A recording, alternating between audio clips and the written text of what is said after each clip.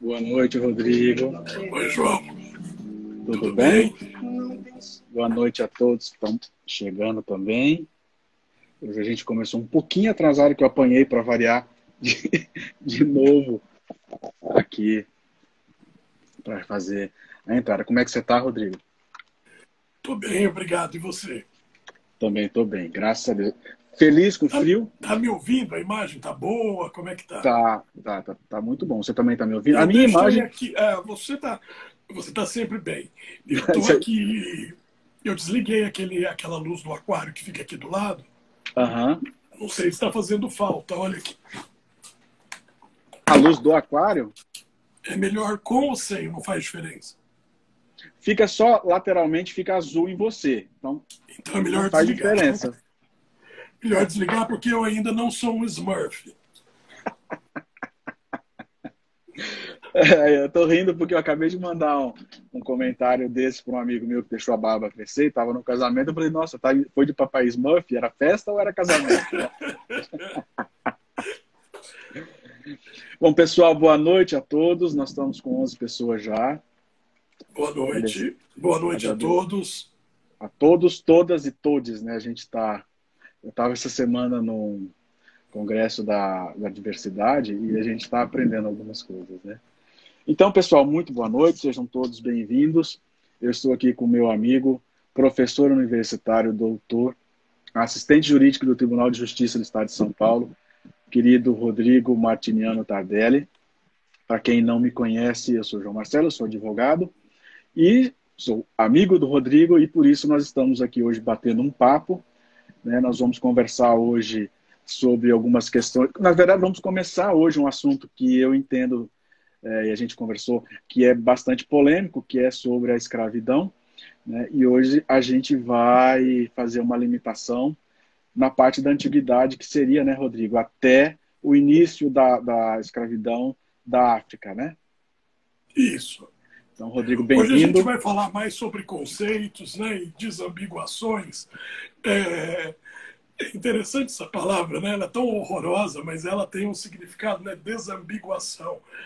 Né? E a gente vai traçar umas linhas, como você bem disse, para a gente poder tratar na próxima live sobre a escravidão na era moderna, né? Principalmente sobre a escravidão dos africanos. Rodrigo, só para a gente já pegar um ganchinho, e não começando já, mas a escravidão acabou? Não, não. Né? A escravidão ela é um fenômeno humano, né? Desde a pré-história. E a escravidão, enquanto instituto jurídico voltado ao direito da propriedade, acabou, né? Pelo menos no Ocidente. Nós temos alguns países em que a escravidão ainda é um instituto jurídico, mas de direito costumeiro, de direito consuetudinário. Mas tanto é que a escravidão não acabou como fato jurídico, que existem leis, tanto na seara criminal quanto na seara trabalhista, que implicam a classificação de condutas como trabalho escravo ou trabalho análogo de escravo. Né? Isso tanto é crime quanto é uma preocupação do direito do trabalho. Isso é desbaratado, vamos dizer assim, no Brasil, diariamente, situações em que trabalhadores estão sendo reduzidos à escravidão, ou a situação análoga de escravo, uma vez que seria uma impropriedade jurídica a gente chamar esses trabalhadores de escravos, porque o nosso ordenamento não reconhece mais a escravidão enquanto instituto privado. Mas existe, e a escravidão ela é tanto no sentido de trabalho, né, de fomentar trabalho, quanto também escravidão para finalidades sexuais. Esse assunto é bastante ainda espinhoso, né? Esses dias atrás eu estava lendo uma notícia e vi, já faz um bom tempinho, mais uns 5 meses, e tinha uma senhora que ficou 42 anos trabalhando numa residência no Rio de Janeiro, né, em situação análoga a escravo. Então, a escravidão não acabou. né? E, na verdade, ainda, só para mais fustigar um pouquinho, nós ainda temos outras questões que são um pouco diferentes, mas que não deixa de fazer, de prender a pessoa, né, a situações análogas que não envolvam necessariamente o trabalho, né, mas envolve, por exemplo, a dívida. Então, Rodrigo, para a gente começar, eu vou deixar aberto para você começar as suas considerações. Nós vamos fazer igual às outras lives. A gente faz a explanação nos primeiros 45, 55 minutos, depois a gente retorna para responder algumas perguntas. Se o pessoal que quiser deixando as perguntas, eu estou virando o olho de lado aqui para ler algumas mensagens. Pode me mandar mensagens, Não, tá? Que tudo a gente bem. vai fazer as perguntas. Fique à vontade. Então, boa noite, João. Boa noite a todos que nos estão nos ouvindo hoje, né? Hoje, uma data especial aí, né? O que prova que nós dois estamos falidos emocionalmente, porque se a gente está fazendo live sobre escravidão e não comemorando o Dia dos Namorados, significa que a gente está com um problema. Mas é sempre muito bom estar falando com você, que é o meu amigo já há tantos anos e que a gente tem uma facilidade de diálogo muito grande, né? E eu vou pedir desculpa às pessoas que estão nos ouvindo, porque eu estou vindo de um processo alérgico que começou na semana passada. E eu estou com a voz completamente desfeita hoje, mas a gente vai levando, né? E queria agradecer principalmente os meus alunos da turma de quarta-feira. Se não me engano,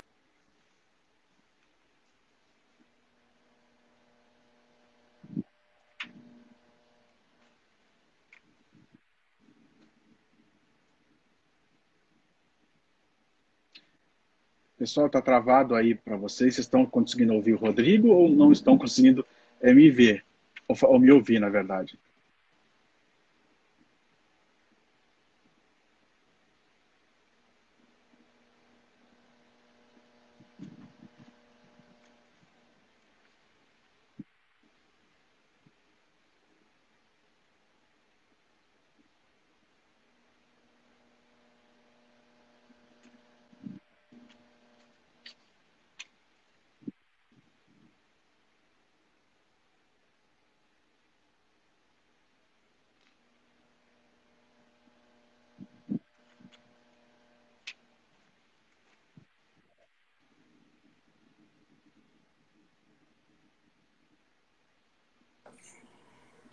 Rodrigo, oi, caiu João. aí?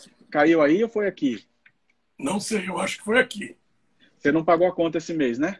Hoje, acho que a culpa é minha aqui. Voltamos aqui, estão me Voltamos. ouvindo? Acho que eu nem fiz as considerações que eu estava fazendo, né? Eu não consegui escutá-lo, mas vamos reiniciar Mas nessa. eu acho que foi culpa dos meus alunos mesmo. Eles são meio hackers e tal. Então eu estava dizendo que a minha turma de quarta-feira, que é a turma 27, a turma para que eu leciono Teoria Geral do Direito Privado 2, né, a parte de negócio jurídico, foi ela que insistiu, foram alunos dessa turma que insistiram para que a gente tratasse desse tema. É uma sala que está comigo já já é o segundo semestre que eu dou aula para eles. É uma sala mais do que especial no meu coração. Então, é a sala da Cristina, que está sempre nos acompanhando, é a sala da Rosângela, é a sala da Isabela, é a sala da Ana Laura, é a sala de diversos alunos especiais, do Riquelme, do Zé Milton, então de alunos que se transformaram amigos.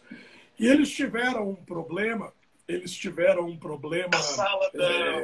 sala de aula com um outro professor, discutindo exatamente questões relativas à escravidão. E eu tentei conversar com eles rapidamente numa quarta-feira, antes de iniciar a minha própria disciplina, mas a Cristina falou comigo já algumas vezes no privado, e falou assim, por que você e o João não fazem uma live específica sobre a escravidão? E aí, do pedido da Cristina, nós começamos a conversar sobre isso, né, João? Nós começamos a Uhum. tentar estabelecer um padrão de como a gente trataria o tema. E a gente achou por bem, como o João disse, tratar o tema em dois momentos ou em duas etapas.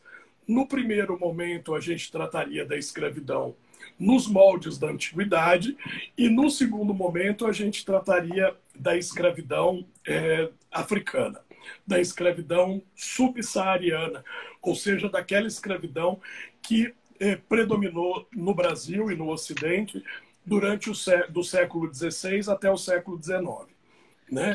Que é uma escravidão um pouco diferente, porque assim, eu consigo, nós vamos chegar nesse assunto, mas é uma escravidão que ela conseguiu ser a pior escravidão que o ser humano viu até hoje. Né? E isso chocou, isso marca até os dias atuais, e é completamente compreensível, porque é uma situação recente, em que nós acabamos de dizer que, inclusive, ela existe disfarçada em outros nomes, mas ela ainda existe, né? Essa desumanidade. E nós não podemos esquecer que eu vou chamar de instituto, né, da escravidão, ele tinha outras características, não tão, todas ruins, obviamente, mas não tão, tão horrível, né, o show de horror que foi a escravidão subsaariana que Portugal capitaneou aí.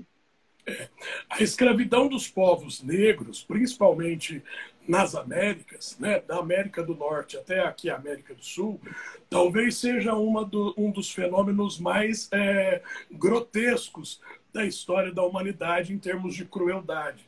Né? Às vezes nós costumamos a comparar essa escravidão com o nazismo e os horrores perpetrados pelo nazismo. Até uma primeira-ministra de Israel, quando Israel foi fundado, chamada Golda Meir, numa viagem que ela fez enquanto primeira-ministra de Israel, à África, né, ela disse que somente um judeu que tivesse passado o que ela viveu na Segunda Guerra Mundial era capaz de ter a empatia necessária com os negros do ponto de vista do que aconteceu no período escravocrata da Idade Moderna. Então, vamos só fazer essa primeira distinção. Quando a gente fala de escravidão na Idade Moderna, nós estamos falando da escravidão dos negros. Né? Então, nós vamos chamar isso de escravidão moderna para diferenciar da escravidão antiga, que é diferente daquele primeiro ponto que você tocou, que é a escravidão atual. Tá? Então, nós vamos falar de três etapas. Da escravidão na antiguidade, da escravidão moderna, que é a escravidão dos povos africanos, e a escravidão atual, se você quiser. A gente trata disso também, principalmente que a gente tem bastante jurisprudência, principalmente do Ministério Público do Trabalho, para embasar isso. Né? Até do ponto de vista das relações internacionais, porque acho que uma embaixadora de uma outra nação praticava a escravidão em Brasília com a empregada doméstica que ela tinha trazido do país. Isso foi notícia recente também. Sim. Então, quando a gente fala de escravidão, nós precisamos entender o que é o escravo, né? O que representa o escravo. Porque o escravo, ele é um ser humano que foi despojado, do qual foi retirado todas as características humanas possíveis, que estão vinculadas ao direito à liberdade. Então, quando a gente fala do escravo, a primeira distinção que a gente tem que fazer, ou a primeira colocação que a gente tem que fazer, é que o escravo é aquele que perdeu a sua liberdade. Essa definição não pode ser usada como única, porque nós temos várias pessoas que perderam a sua liberdade, mas que não são escravas. Né? Por exemplo, os presos no regime fechado no sistema carcerário brasileiro. Eles perderam a liberdade, mas não são escravos. Né? Mas todo escravo não tem liberdade, não tem a liberdade plena. E aí eu estou pensando naquela noção própria da cidadania helênica, né? De que o escravo não tem a liberdade, portanto não vai ter cidadania. E o escravo, ele vai ser considerado uma propriedade do seu senhor. Propriedade significa que a relação jurídica entre o titular do direito, ou seja, o senhor, e o seu escravo, o seu objeto, é uma relação jurídica de direito real e não uma relação jurídica de direito pessoal. Então, o escravo é uma coisa, é uma res. Então, o escravo em relação ao seu dono é um objeto, assim como uma caneta, assim como um carro, assim como um imóvel, né? Ele vai ser um objeto. E esta relação jurídica que se estabelece entre o senhor e o escravo é uma relação dominial, é uma relação de domínio, é uma relação que nós chamamos, em direito civil, é uma relação de propriedade, de direito de propriedade. Por isso que o senhor é chamado de dominus, que também é traduzido como dono. O dono é o proprietário. A partir do momento que nós entendemos que um ser humano, em relação a outro, é dono, e eu não estou falando isso no sentido poético, que a data de hoje nos remete, né? Dizendo, você é dono do meu coração. A pessoa não era dona de coração, a pessoa era dona de tudo, de todo o corpo e também de outros aspectos que despojavam o escravo de qualquer tipo de noções básicas de humanidade. Por exemplo, qual é a relação, a primeira relação que nós temos, a primeira relação jurídico-social que nós temos? É a família. Então, nós somos filhos porque nós temos pais, nós temos irmãos, nós seremos pais porque nós teremos filhos. Isso é tirado do escravo. O escravo perde a sua posição familiar ou as suas relações de parentesco. O escravo não tem cônjuge, o escravo não tem pai, o escravo não terá filhos, o escravo terá dono. E a sua situação é para com o seu dono e não mais com outras pessoas que podem aparecer aí na relação jurídica. Então, a gente entendendo direito civil no que tange às relações de propriedade, as relações do dono com o seu objeto, com a sua res, né? Do dominus com a sua res, nós entendemos que o vínculo jurídico da escravidão é um vínculo jurídico privado, não é um vínculo jurídico público. Né? Pensando na história do direito, né? Principalmente na história do direito ocidental. Então, esse é o primeiro ponto que eu gostaria de colocar, que é a definição do escravo, que é alguém, um ser humano, do qual foram tirados todos os elementos de humanidade e passou por um processo de coisificação ou reificação. Ele não deixa de ser um ser humano. Ele não vai deixar de ser vivo, não vai deixar de respirar, não vai deixar de falar. Só que todas as suas atitudes não serão mais para si próprio, mas serão dentro de uma relação de domínio. Então, o escravo é aquele que não é livre, o escravo é aquele que não é gente. Né? O escravo é aquela gente que se tornou um objeto. Feita essa primeira ponderação, eu gostaria de tratar de como as pessoas se tornavam escravas umas das outras. Né? Como a relação de escravidão nascia. Como você falou na introdução, a escravidão ela é tão antiga quanto a humanidade. A redução, né, de alguém à escravidão. Mas como as pessoas se tornavam escravas? Então nós temos, quando falamos de escravidão na antiguidade, nós temos mais ou menos, basicamente, dois modos de se tornar escravo. Não havia uma preocupação étnica ou racial ao se constituir a relação de escravidão, né, na antiguidade. Isso podia acontecer, podia calhar. Podia calhar de eu ver uma pessoa de uma raça diferente ou de uma etnia diferente e ir lá escravizá-la porque achando que ela não serve para outra coisa.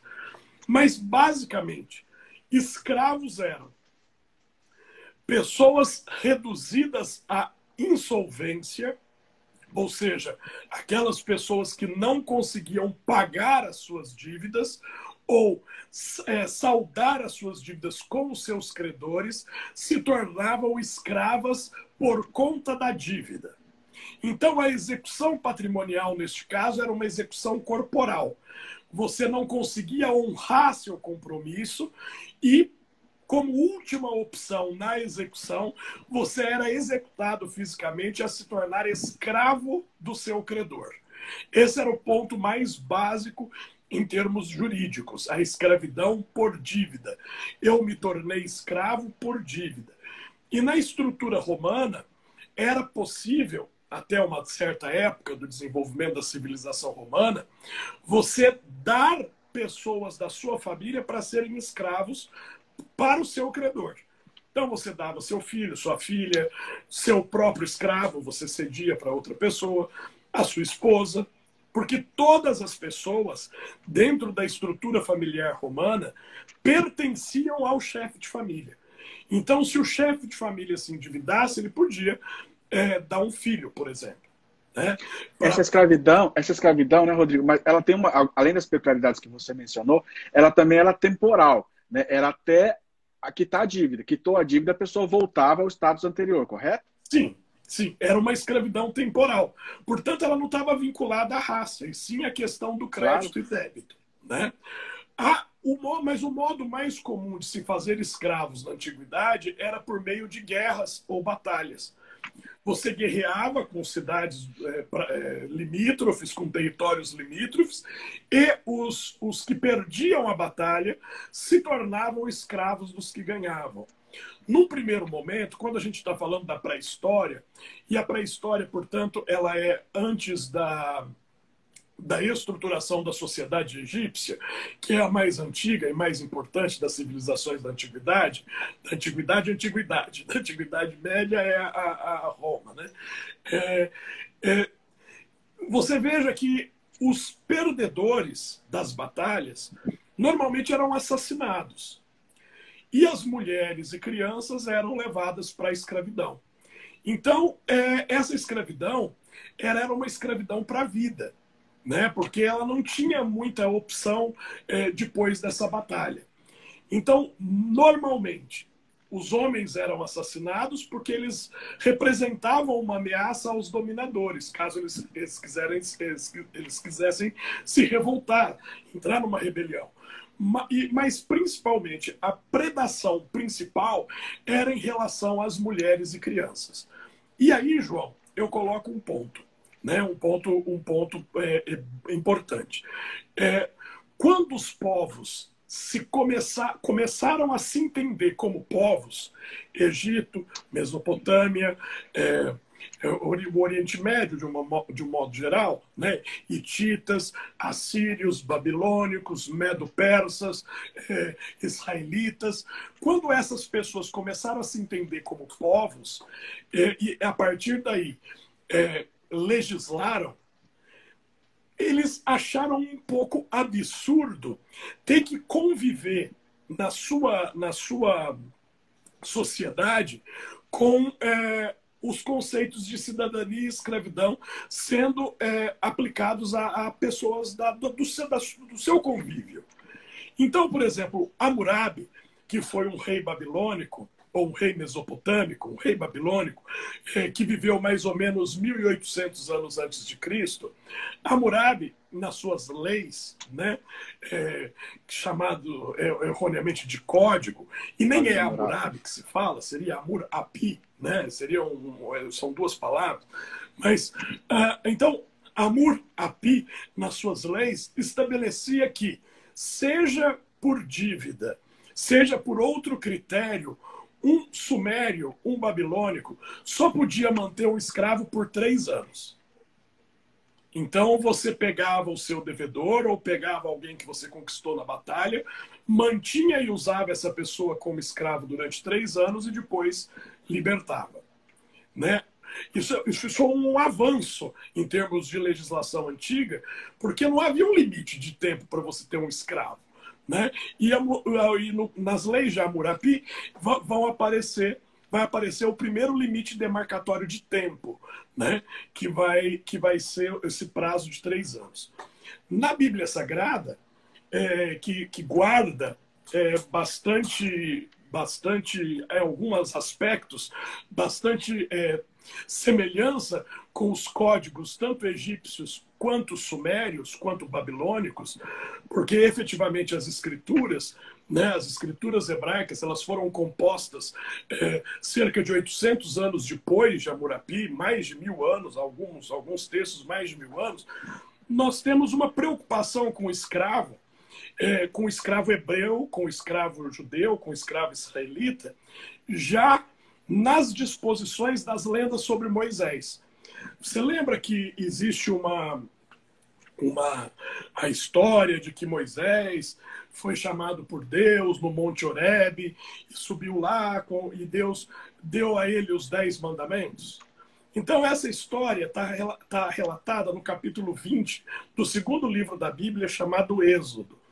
E exatamente no capítulo 21, depois que se encerra esta sessão, começa o código legal que, teoricamente, teria sido revelado a Moisés, né? Nós situamos Moisés por volta de 1400, 1300 anos antes de Cristo, mas os livros atribuídos a Moisés só receberam a forma final muitos séculos depois, né? E nós temos no capítulo 21, quando se fala da escravidão. Eu vou ler para você um pedaço, né?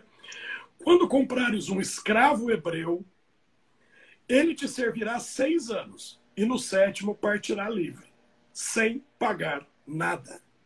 Então, veja, não há reembolso. Se você fez um escravo por dívida da sua própria raça, da sua própria estirpe, você poderá manter esse escravo durante 6 anos. O 7º ano é chamado ano sabático ou ano jubileu, né? E aí você tem que libertar, né? E aí fala, se veio sozinho, partirá sozinho. Se trouxe mulher, a mulher partirá com ele. Então há, pelo menos, olha aqui, 1, 2, 3, 4, 5, 6, 7, 8, 9, 10 disposições sobre como lidar com o escravo. E veja, a legislação hebraica, numa época em que foi exatamente feita, que foi redigida, numa época em que os hebreus estavam sendo escravizados pelos babilônicos e assírios, diz sobre o tratamento do dono com o seu escravo. Por exemplo, se você bater no seu escravo e se o escravo tiver alguma lesão corporal, você tem que libertá-lo. Então, veja, não é mais aquele tratamento absoluto de coisa. É uma escravidão. Hammurabi vai falar 3 anos. O código hebraico vai falar 6 anos, que vai se manter a escravidão. Mas engraçado, tanto na legislação de Hammurabi quanto na legislação sagrada, diz assim, que se o escravo quiser continuar sendo seu escravo, ele pode. Isso parte dele. Como a gente tem uma visão muito datada da escravidão, né, tudo nos remete à escravidão negra, praticamente é impossível a gente imaginar alguém querendo continuar escravo, né? Mas na antiguidade isso era muito possível. E das provas de que o escravo queria continuar sendo escravo era o uso de brinco. O uso de brinco. Então o brinco é um símbolo de escravidão. Você está ligado a alguém. Porque nas mãos havia a aliança de pessoas. Na orelha era a prova da escravidão. Que você é um escravo porque você quer. Não é um escravo porque você não tem mais opção. Então tinha até um ritual no Israel antigo em que você levava o escravo até o batente da porta, oferecia para ele ir embora, falava assim, você pode ir embora, você está livre. E ele dizia em voz alta na presença de testemunhas, não, eu quero continuar escravo. Aí você pegava a orelha dele no batente da porta e furava e colocava a sua marca. Esses são conceitos antigos de escravidão. Depois nós temos a escravidão que foi basicamente, que teve a sua, vamos dizer assim, a sua proliferação nos estados gregos, né, nas cidades-estados gregos. Esparta, Atenas, né? E nós temos que os grandes pensadores, né, os maiores pensadores que a humanidade conheceu, né, Platão e Aristóteles, os dois debruçaram sobre a questão da escravidão. Por quê? Porque Atenas, onde Platão e Aristóteles viveram, era uma sociedade que admitia a escravidão mesmo. Conquistavam outros povos, escravizavam, desde Solon, né, basicamente 600 anos antes de Cristo, quando Ezequias reinava em Judá e Psamético, o grande primeiro, reinava no Egito. Saudades. Os atenienses, desde Solon, não admitiam que se escravizasse os próprios compatriotas. E Atenas mantinha a escravidão em moldes bem rígidos. Tanto a escravidão por dívida, quanto a escravidão por dívida tinha sido abolida por Solon, mas a escravidão por batalha permanecia. Então, Atenas comercializava escravos com as outras polis. Né? Escravos da Ásia Menor, ali onde hoje é a Turquia, escravos da África, escravos do Oriente. Atenas tinha bastante isso. Em Esparta, o regime de escravidão era um pouco diferente. O escravo não recebia o nome de escravo, recebia o nome de ilota, né? O nome grego de ilota, e tudo que ele produzisse no trabalho, uma pequena parte era dada a ele, porque era tipo um prêmio que o ilota recebia por seu trabalho, e no final de um acúmulo ele comprava do seu senhor a liberdade. Mas isso é um sistema que não foi copiado em todas as cidades gregas. Ele foi desenvolvido em Esparta, que era uma sociedade militarista, né? Isso. Esse sistema, eu estava lendo naquele texto que você me passou há 2 dias, esse sistema, na verdade, era o que garantia a democracia, né? E também é um pouco diferente, exatamente como você mencionou, porque o escravo não era escravo daquela pessoa. Ele era escravo dentro da sociedade. É como se ele fosse um escravo do governo e servisse a todos, né? Era parte dentro da sociedade, ele era a base, né? E ele sustentava toda a pirâmide mesmo, né? Porque era ele que trabalhava, ele que produzia Sim. comida, ele que fazia tudo. Então, veja bem, olha só como a gente sempre elogia muito Atenas e acha que Esparta não teve nada, né, em termos de democracia. Veja como os espartanos estavam na frente dos atenienses sobre isso, né?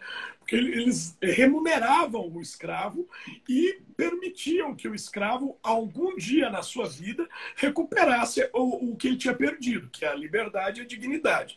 Né? Os atenienses não tinham um sistema desse e precisavam justificar. A primeira justificativa, eu separei aqui, cadê? Foi Platão que escreveu no livro A República, Platão. Primeiro que eu li hoje foi a Bíblia, tá? A Bíblia Sagrada, todo mundo deve ter aí em casa. É que hoje em dia ninguém mais se interessa por essas coisas. Né? Bíblia Sagrada, primeiro livro. Segundo livro, Platão, A República. Platão, no livro 3 da República, ele vai tratar das almas. Porque para Platão o corpo não é tão importante quanto a alma. Quando ele trata da alma, no livro 3, num diálogo atribuído a Sócrates, né, numa fala atribuída a Sócrates, ele vai dizer que existem 4 tipos de alma. E esses tipos de alma são tipos comparados aos metais. Existe a alma de ouro, que é a mais preciosa. Existe a alma de prata, vai caindo. Existe a alma de bronze. Existe a alma de ferro. A alma de ferro é aquela que naturalmente não tem nenhum pendor artístico ou filosófico. Essa era a alma do escravo. Ou da pessoa que podia ser escravizada. Porque ela não ia ter nenhuma ambição a não ser trabalhar. Né? Então é interessante que ele fala isso aqui, né? Quanto ao ouro e a prata, a alma dos metais receberam dos deuses, etc. Né? E fala da alma de ferro, dos lavradores e tal, e do resto da cidade, porque ele pressupunha uma existência diferente, que seres humanos eram essencialmente diferentes e, portanto, os escravos eles tinham uma deficiência em termos de humanidade em relação às outras pessoas. As pessoas escravizadas eram inferiores. Isso nasce com Platão. Né?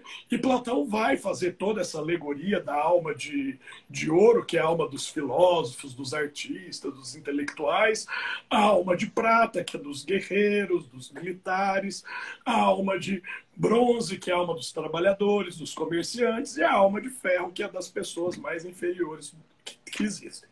Né? Aristóteles, como a gente bem sabe, Aristóteles não seguia exatamente na cartilha do seu professor Platão. Né?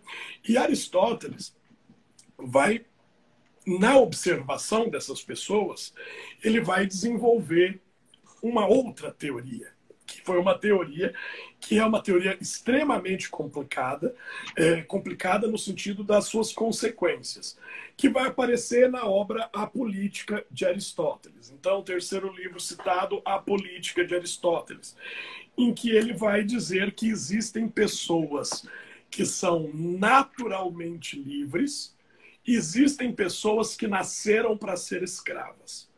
Existem pessoas que são escravizadas porque perderam a batalha, mas elas são livres na sua alma, e existem pessoas que nasceram para ser escravas.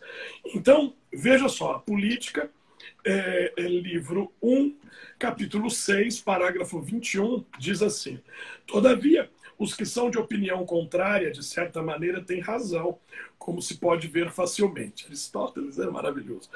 As palavras escravidão e escravo têm dois sentidos. Há o escravo e a escravidão por natureza, assim como os há por convenção. Esta última, ou seja, o escravo por convenção, nasce do acordo que estipula que todos os homens capturados em guerra tornam-se legalmente propriedade do captor. Contra esse direito, voltaram-se muitos homens versados em lei, dizendo que, na verdade, isso é contrário à lei. Né? Ele está falando dos legisladores de Atenas. Argumentam ser indefensável a ideia de que, porque um homem possui o poder de infligir violência e ser superior na força bruta, o outro tem que ser seu escravo. Veja Aristóteles como ele está pensando. Nós estamos falando de um pensamento que foi desenvolvido quase 400 anos antes de Cristo.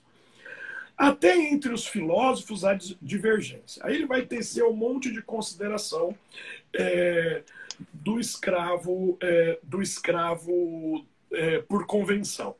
Quando ele vai falar do escravo natural, ele vai dizer das almas imbecis, das almas que não almejam nada, das almas que acatam tudo, das almas que abaixam a cabeça para tudo, daquela coisa que a gente costuma chamar modernamente, em termos de política, de gado.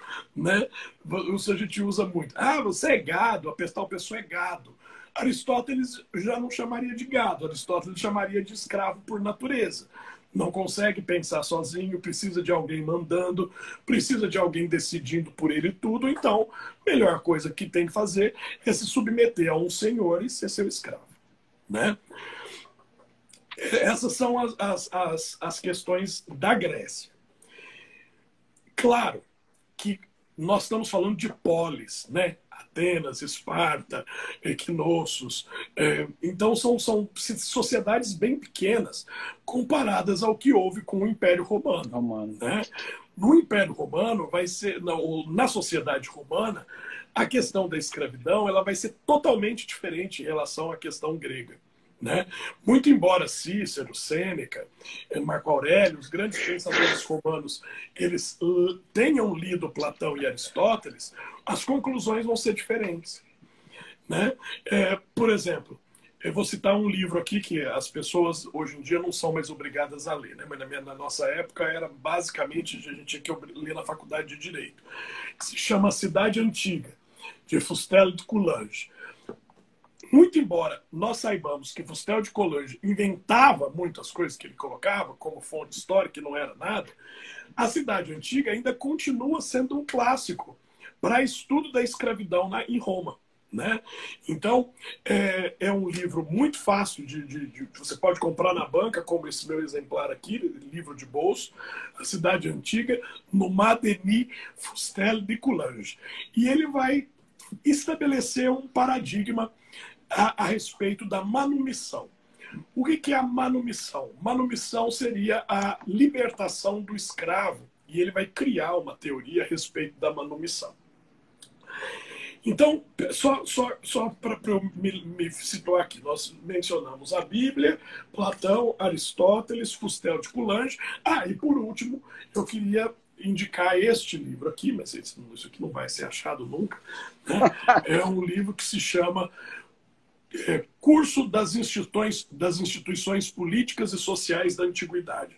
O meu exemplar aqui, ele é francês, ele está em francês, né? Cours d'Institution Politique et Sociale de l'Antiquité, né?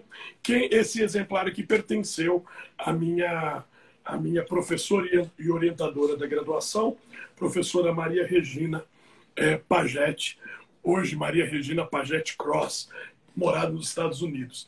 Esse foi um livro que eu adquiri mediante furto, né? Porque ela me emprestou para eu fazer o meu TCC, que eu estava falando sobre instituições da antiguidade, e depois acabou ficando comigo. Ela se mudou para os Estados Unidos, ela não continuou em Franca, logo após o término da minha graduação, e acabou esse livro ficando comigo, mas é um livro absolutamente excepcional, né? As instituições da antiguidade, né? As instituições da antiguidade. Roma. Eu fico me perdendo no que eu fico falando. A escravidão em Roma, ela tinha um status. Todos os escravos em Roma eram divididos, né? Então eu tinha o escravo doméstico, que recebia dinheiro, recebia presente. O escravo doméstico normalmente funcionava como professor, tutor. O escravo doméstico é aquele que ficava dentro da domus, dentro da casa. Então, ele era tratado basicamente como um ente da família. Havia pessoas em Roma que pediam para serem escravizadas, para serem escravos domésticos, principalmente pedagogos, oradores, advogados que perdiam tudo, que iam à falência. Eles se candidatavam a ser um escravo doméstico. Havia os escravos públicos, que eram pessoas alfabetizadas, letradas, que trabalhavam nos arquivos, que eram tipo os oficiais de cartório hoje. Sim. Esses postos eram dos escravos públicos. Eles não eram escravos de dono nenhum, mas eram do poder central, né? Também recebiam dinheiro. Também recebiam dinheiro pelo trabalho e podiam comprar a sua liberdade. E nós tínhamos os escravos piores, aqueles que eram mesmo maltratados, assim, que eram os gladiadores, ex-soldados. Uma coisa que a gente tem que colocar, e para ficar bem claro, é que essa glamorização que a gente tem, às vezes, da figura do gladiador, desculpa. Inclusive, Torcedor Maior, só para a gente falar aqui, a gente poderia falar no segundo bloco também sobre aquela revolução, não, fugiu a palavra aqui, aquela é que não chegou a ser uma guerra, né, mas foi uma revolta, perdão, era uma revolta dos gladiadores, né, que de 9.000, 6.000 foram embora, né, foram embora, não morreram. Né? Isso, que fala no filme. Guerra. Pode chamar de guerra, sim. Foi a terceira guerra servil. Foi uma guerra que foi de 73 a 71. Foi uma guerra que durou quase 4 anos. Vamos falar na segunda parte. Vamos falar na segunda parte para chamar a atenção do pessoal. Ok, mas então deixa eu terminar só de falar de Roma. Aqui, quanto tempo a gente tem? Nós temos 10 minutos. Ok. E os piores escravos, que eram os gladiadores, que eram os escravos de luta. Todo gladiador era escravo. Todo gladiador era escravo, não havia nenhum glamour em ser gladiador. E veja, a luta de gladiador era uma cerimônia religiosa. Então, aquele gladiador que morria era um sacrifício aos deuses. É óbvio que o senador não ia guerrear, ele ia mandar o escravo para o escravo ser sacrificado. Então era um sacrifício humano. E os escravos que trabalhavam no campo, produzindo comida, e nas minas, né? Os escravos que eram submetidos às minas eram os mais maltratados de todos na sociedade romana, eram os que sofriam mais e os que menos tinham condições de comprar a sua liberdade ou a sua manumissão. Os gladiadores podiam comprar por dinheiro, recebia nos ludos, nas escolas de luta, como se ganhassem a batalha, eles saíam de lá com a liberdade. Os escravos públicos e os escravos domésticos normalmente compravam a sua liberdade, se tornavam libertos. Liberto significa não sou mais escravo, adotavam o sobrenome da família para as quais eles trabalhavam e tinham plena cidadania. Podiam votar, podiam ser eleitos. É óbvio que os romanos eram extremamente preconceituosos. Então, vamos votar num ex-escravo. Mas eles tinham emprego, eles tinham dignidade, né? Eles resgatavam essa dignidade pelo trabalho. O que não foi, possível à maioria dos escravos da era moderna. Né? Nós temos vários episódios, nós vamos falar de negros que foram libertados e tiveram a sua família incluída na sociedade a ponto de se tornarem nobres também, barões, condes do Império do Brasil, mas isso era a exceção. A regra era o horror dos horrores. Né? E aí o tratamento de tortura é um tratamento moderno, né? Os escravos, antigamente, na antiguidade, eles trabalhavam, eles recebiam, e os romanos e os gregos parece que não tinham muita criatividade em termos de tortura. Acho que os cristãos foram melhores nisso. Porque eles, a pena de morte, crucificação, e sem ser a pena de morte, chicotada. Não respeitou, chicotada. E com o advento da escravidão dentro das nações cristãs, é que vai surgir aqueles métodos requintados de tortura também para a punição dos escravos. Né? Arrancar o olho, cortar a mão, arrancar os dedos, língua, né? Os órgãos genitais, enfim. Inclusive, não se podia matar o escravo e nem puni-lo dessa forma, corporalmente. Não, né? havia leis específicas. Né? Sim. Na segunda parte, eu quero falar da lei que proíbe o nexo, né? A Lex Petelia Papiria de Nexo, que é a lei que vai dividir o Ocidente em termos de percepção do crédito-débito, Lex Petelia Papiria de Nexus, desculpe, falando latim errado aqui. Depois o meu amigo Marcelo, meu colega de trabalho, meu amigo e irmão Marcelo, que é um dos maiores latinistas, vai achar que eu estou me transformando numa pessoa desqualificada se eu falar latim errado aqui. Inclusive ele está mandando uma mensagem para você. Antes de você mencionar, ele tá mandando uma mensagem, mandando um oi para você. Um salve, né? Saudações. E falar sobre a Guerra de Espartacos. Né? A Guerra de Espartacos eu acho que seria uma boa coisa da gente falar, que tem série, tem filme, né? Kirk Douglas e tal. E é um assunto que prende, né? Porque é uma Sim. guerra de escravos, de gladiadores contra o exército romano, e o exército romano vai ficar patinando, né, anos para debelar isso, até que um magistrado específico, um dos maiores magistrados que Roma conheceu, coloca fim a esse motim. E assim, para a gente poder visualizar um pouco mais, eu me recordo de uma série que teve na HBO, chamava Roma, né, que ela mostrava bastante, assim, se o pessoal procurar, como era o escravo de casa, né, o escravo que trabalhava em Roma dentro de casa. Lá é extremamente bem didático, a apresentação foi muito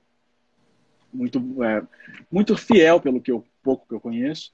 Né? Nessa série ela mostrava todos, né? Mas assim, deu um foco bastante no escravo de casa, exatamente o que você falou, no tutor, no professor. E veja que o escravo doméstico podia casar, podia ter filho, né? Então, normalmente, para você ser escravo doméstico, você tinha que ter uma certa educação, você tinha que saber ler e escrever, porque você que ia controlar os livros dos seus patrões. Então, era uma coisa meio que de confiança, né?